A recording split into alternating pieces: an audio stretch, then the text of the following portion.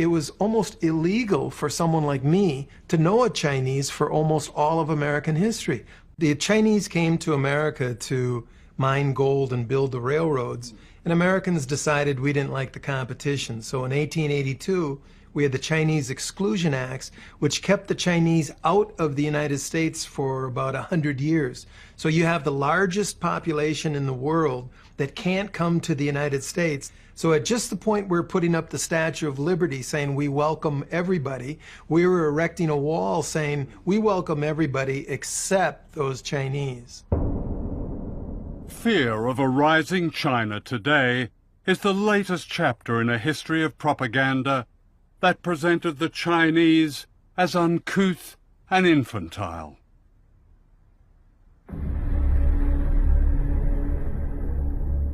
To Western popular and political culture, the Chinese became the yellow peril.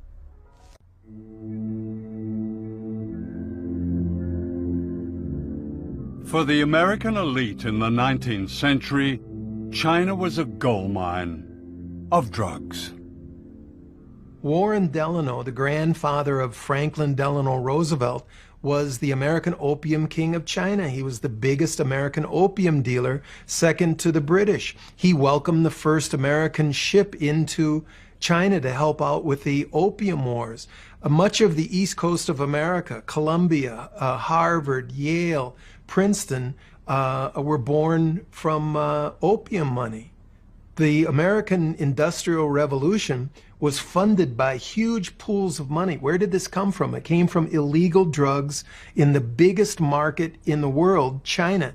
Let me get this right. The grandfather of arguably the most liberal president, Franklin Delano Roosevelt, was a drug runner.